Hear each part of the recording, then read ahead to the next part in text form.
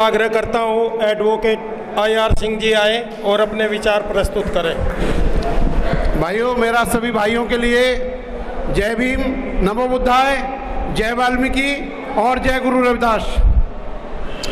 मैं मंच पे बैठे हुए सभी महान पुरुषों का मैं सम्मान करते हुए आदरणीय डॉक्टर AR जोशी साहब और सामाजिक क्रांति के अग्रदूत इंजीनियर धर्माचार्य कपिल जी, जिन्हें आप DC कपिल साहब कहते हैं, आदरणीय श्री वीरेंद्र धिगान जी और मेरे धम्म बंधुओं, जब इरादा बना लिया है ऊंची उड़ान का तो कद नापना बेफजूल है आसमान का।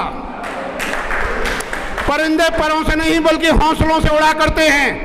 मेरे साथियों, आपने इस वाली अफगानिस्तान की लड़ाई में देखा होगा कि पंसीर के शेरों ने कहा था, जब तक हमारे शरीर में खून का आखिरी कतरा है हम किसी के सामने नहीं झुकेंगे और ना ही किसी के गुलाम बनेंगे। ठेकेदारी हटाओ का एक ही अर्थ है कि देश में से गरीबी को हटाओ। ठेकेदारी प्रथा को हटाने का एक ही अर्थ है कि गुलामी को हटाओ और गंदगी को हटाओ। ये जो आह्वान है, मैं कहना चाहता हूं, ये आह्वान किसी राजनीतिक पार्टियों का नहीं है बल्कि देश की आम जनता का आह्वान है, जो आपके पैरामाउंट वेलफेयर के लिए, आपके चतुर्मुखी विकास के लिए किया जा रहा है। ये जंग, ये 25 अक्टूबर की जंग आपकी आने वाली संतानों के लिए है, आप लोगों के लिए है। इसलिए इसमें तन मन धन से आपको सहयोग करना चाहिए। और ये सामाजिक जंग उन लोगों के लिए है जिन पर सदियों से जुल्म, सितम, अन्याय, शोषण और अत्याचार किया गया है। उन लोगों के लिए ये जो महासंगठन है, ये जो अपना मोर्चा है, उन लोगों के लिए बहुत ही ज्यादा जरूरी है, उतना ही जरूरी है जितना शरीर के लिए ऑक्सीजन जरूरी होती है। मेरे साथियों, ये हमारी कोई जंग किसी राजनीतिक सत्ता को पाने के लिए नहीं है, ये हमारी जंग किसी दौलत की जंग के लिए नहीं है, बल्कि ये जंग समाज के उस पायदान के सबसे नीचे वाले आदमी के चतुर्मुखी विकास के लिए, पैरामाउंट वेलफेयर के लिए है, जिसको सरकार नहीं सुन रही है।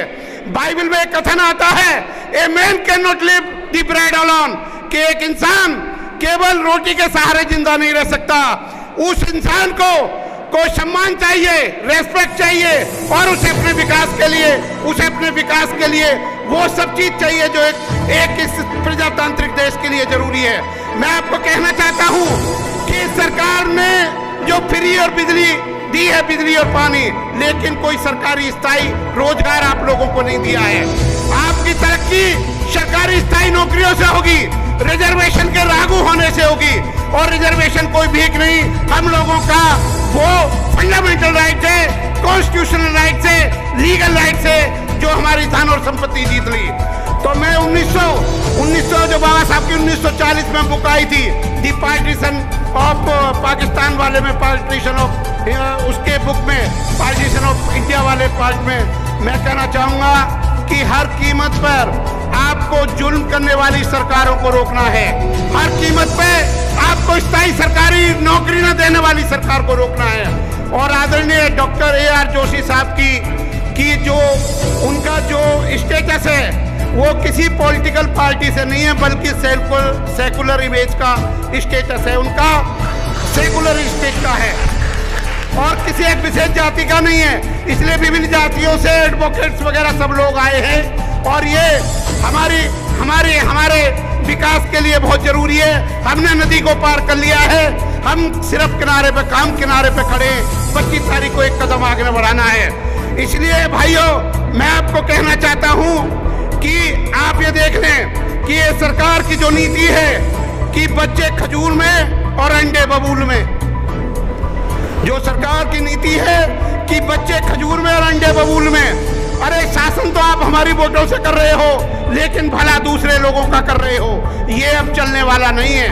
आप अपनी आंखों को खोलिए, कानों को खोलिए और खड़े होइए।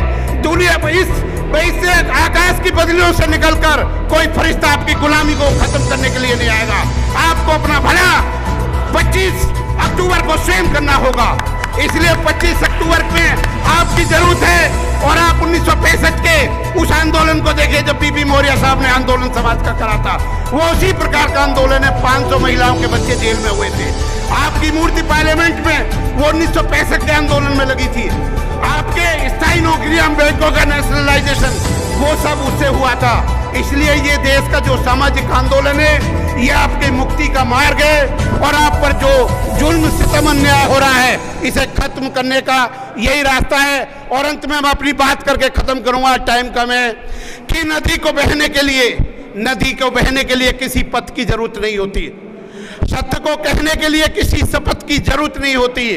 ए मेरे धम्म बंधुओं, अपने अधिकारों को पाने के लिए किसी रथ की जरूरत नहीं होती। जय भीम, नमो बुद्धाय। बहुत बहुत धन्यवाद। Thank you.